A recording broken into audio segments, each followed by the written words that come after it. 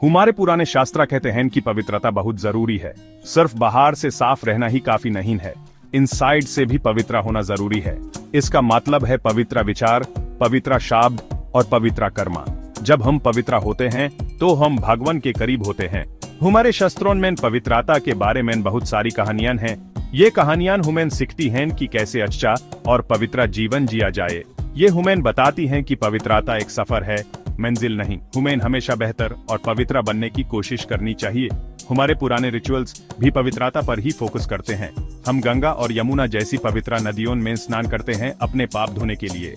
हम पूजा और याज्ञ करते हैं अपने मन और हृदय को शुद्ध करने के लिए। पवित्रता आध्यात्मिक जीवन का आधार है।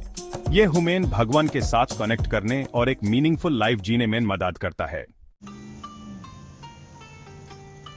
प्रयाग हिंदुओं के लिए एक बहुत ही पवित्र स्थान है।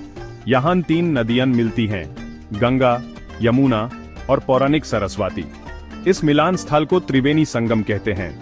लोगों का मानना है कि त्रिवेणी संगम में डुबकी लगाने से उनके सारे पाप धुल जाते हैं। वो पूरे भारत से पवित्र जल में स्नान करने आते हैं। प्रयाग का माहौल बहुत ही आध्यात्मिक है। हजारों साल से कई ऋषि और मुनिस प्रयाग में ध्यान करते रहे हैं। उनका मानना है कि इस जगह में एक स्पेशल एनर्जी है। ये एनर्जी उन्हें भगवान से जुड़ने में मदद करती है। प्रयाग पवित्रता की शक्ति और हमारी पुरानी परंपराओं के महत्व की याद दिलाता है। एक दिन एक ऋषि का समूह प्रयाग गया। वो महान कथावाचक सूता से मिलना चाहते थे।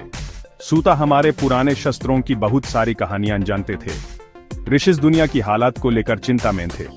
उन्होंने सूता से पूछा, इस मुश्किल युग में लोग पवित्रता कैसे पिया सकते हैं? सूता ने उनकी चिंताओं को ध्यान से सुना। वो जानते थे कि कलयुग में, अंधकार के युग में पवित्र रहना मुश्किल है, लेकिन सूता के पास शास्त्रों का ज्ञान था। उन्होंने ऋषि से कहा कि कलयुग में भी हमेशा आशा है। उन्होंने श्रद्धा, भक्ति और अच्छे कर्मों की शक्ति के बारे में कहानियां सुनाई।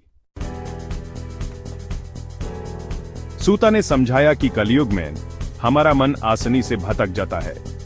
हमें कई तरह के लालच और चुनौतियों का सामना करना पड़ता है, लेकिन उन्होंने ऋषि को भरोसा दिलाया कि इस युग में भी पवित्रता का मार्ग है।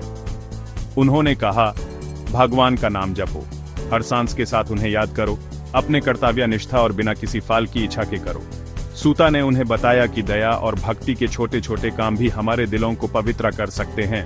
उन्होंने उन्हें शास्त्र पढ़ने, धर्म का पालन करने और भगवान में विश्वास रखने के लिए प्रेरित किया। ऋषि ने ध्यान से सुना और आशावान महसूस किया। उन्हें एहसास हुआ कि पवित्रता का मार्ग हर युग में हर किसी के लिए खुला है।